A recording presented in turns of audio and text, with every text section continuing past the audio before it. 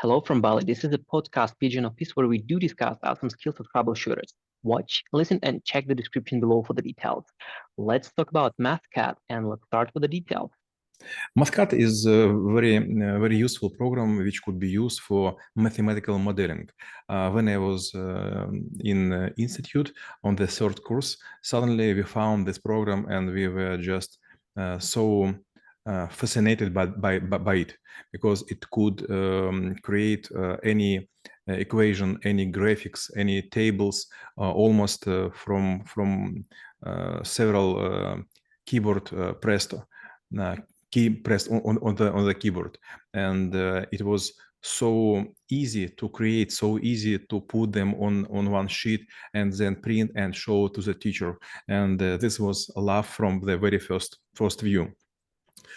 Later, I was using several programs which was very familiar to Mathcad, like MathTab or Minitab or something else. But each time when I saw it, I could not resist, and I was look to the screen of my colleagues and to see how it working. And it's you know, it's like a grandpa of the programs. If you talk about Microsoft Word or Microsoft Excel, they live like for 45 years. It's almost my age. The same with Mathcad. Well, obviously, next question will be about the thing that you already mentioned before. If if we need to do all of the calculations, if we want to draw all of the charts, why can't we use something else? Like, for example, it could be Excel, or maybe if you need if you want to do something basic, maybe we just stick to Microsoft Word. To be honest, when we talk about to create some document on PC, usually top of the mind would be Word, Excel, and PowerPoint. But if we will create formulas in Microsoft Word, it could calculate not such many things. For example, there is something which Word couldn't do. It would be called like constants. For example, in Mathcad, you could put like R1, R3, R3, and so on, and you'll write what is equal to, and then you could make any formulas with those constants. It is almost impossible to do in Word. Okay, you will say me that this is possible to do in Excel. For example, I would address some cells in it sheet, and then I could make calculation. Yes, you're right, but let's talk from a point of view how you will form this piece of paper to show, for example, to your stakeholders. In Excel, it would be visible like Excel, but if you will create it in Mathcad, everything would be looking so scientific. Even view of this sheet will show that you are very important and you has done a good job. When you will create something in PowerPoint, PowerPoint is creating like for children cartoons, and everything what you will do in this program would be looking okay, funny, but not convincing. But when you will make it in Mathcad, you will see so many digits after comma, and everything would be so strictly mathematical. It is will show to everyone that you you spent a lot of time to prepare this document. So if you know how what is the main difference, maybe we could actually cover the use cases, because sometimes our audience might be not so well educated, and as you rightfully said, it might be just for a better impression, or maybe if we're trying to sell some sort of like idea, and we also want to sound like a scientific and like a quite knowledgeable, then it may work. What might be other cases where we do need to use this tool, either to do calculations or to present the data itself? Let's discuss in further our explanation the difference between, for example, Excel and Mathcad. In Excel, you could create so many rows and so many columns that it almost seem to be endless, but this is not true. For example, if you exceed the limit of 10,000 lines, Excel would work rather slow on any kind of machine, even on servers one. But with Mathcad, you could, for example, process like 1 million, 5 million lines, and it would be almost in advance. How it works? Excel has a cache, is a special part of memory which is reserved for calculation, and size of this cache is quite limited because Excel is not a professional program.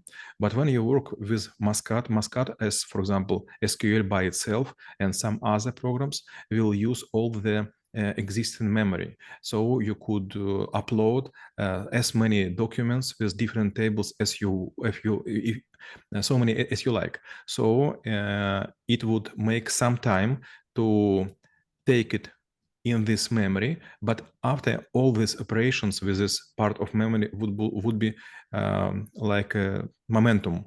It would be like lightning, so it would be in a small part of seconds. So when you will work with SQL or Mathcad, and after you will return for a small task in Excel, you will say, okay, I will never do it again. I will always work in SQL or I will work with Mathcad. Well, indeed, sometimes you may want to use more professional tools for more serious tasks. And speaking of which, whether it's possible to do any kind of like a modeling or not really prediction, but like something that would allow you to build certain cases. Like, for example, you want to predict the earthquake, or maybe you just want to model, I don't know, like some agricultural, processes. So whether this tool will be suitable for that. Approximately 25 years ago, maybe even 30 years ago, I was completely sure that you are right. I was thinking if I will get more data, I would create more accurate calculations. But maybe 20 years ago, I read a book of one scientist. It's a very old one, like 2 centuries ago. His name is Leibniz. He is quite known in mathematical field of education and science. And he writes something like this. If we have more data, we will not do our equations more precise. And to be honest, this is true. And I will explain, for example, about weather forecast. For example, we will put all the information we have about our Earth in Mathcad, and we will ask what temperature we'll have at precise moment of time. And the fidelity of Mathcad would be quite great. But for example, I live in one part of the house and you live in another.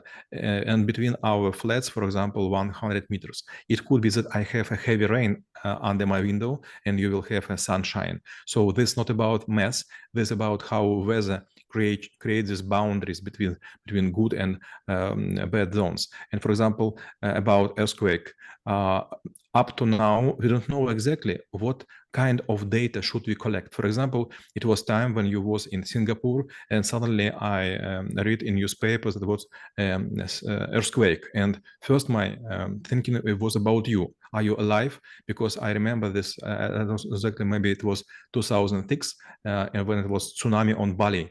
And there were some people who working at this time and I was afraid about them because they were part of my team. The same was with you. And suddenly I knew that Singapore is out of the zone of the strike. But then after several hours, it was a reason because I was interested about you. I saw in my, I don't know how to say, in the feed of the Google, suddenly I saw the video from a remote camera somewhere in Indonesia, and it was completely calm morning. Nothing was happening, but there were no birds, and it was completely flat sea or maybe ocean. And suddenly there was a huge earthquake in I don't know, like 20 seconds. A very long distance from this big mountain, and this volcano was covered by the heat wave, which was corrupted this camera. 20 seconds. No one, maybe even missile, couldn't be such a speed.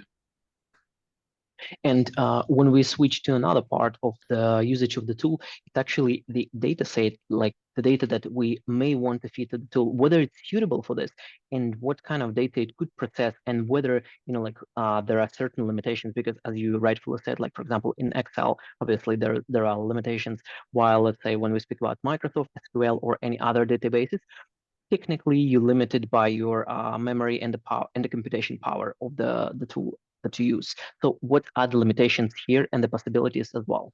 Let's start from a very distant example. Several days ago, I changed my notebook and now I have Intel Core 9 with 22 cores. And when I start WinRAR to press some documents to send somewhere, my computer is new, so I should install all presets at once. And suddenly I saw from one window that now I could use 22 cores. Before it was like, I don't know, maybe 6 or 8. And suddenly I saw this. And this reason why I remember this, when you will work with Excel and you will change your computer or your memory or your hard drive or your CPU, nothing will change in the speed of Excel, because everything is working like in a virtual machine. But when you work in dedicated program like Mathcad, Mathcad could use so many cores, so many power of your computer, and without any остатка, without any limit, without any rest. Limits. Without Yes. any limits. So it was very funny. When I was moving from Kiev to Moscow, I asked IT guys to collect machine which would work under my table. I have a very strange habits. I do not use just usual PC. I use server one.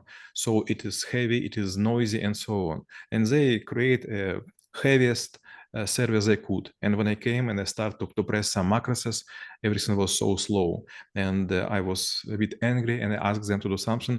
They invited guys from Microsoft Windows, from Microsoft Office, from Kaspersky Antivirus. And they were like a small meeting, and suddenly they said, come on, you're trying to create something in the virtual machine. It doesn't exploit all the power of the computer. The same is Mathcad.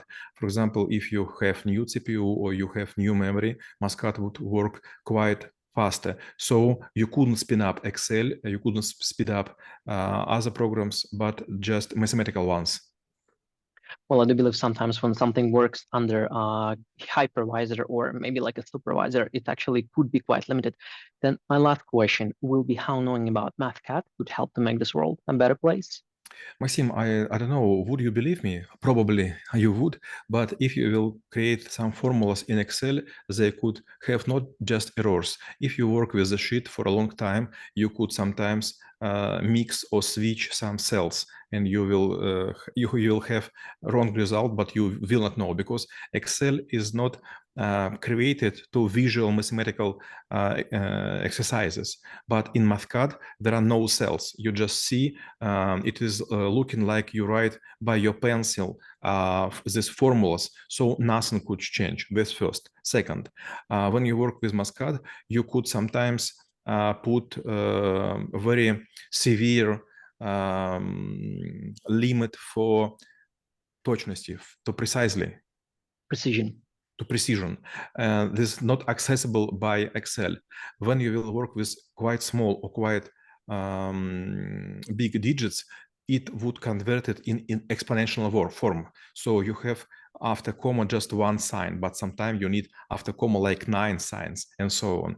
And last one, if you will create something in Excel and you will send me, I would think that maybe you are amateur. But if you will send it made in my Mathcad, I would think, okay, it's a profi.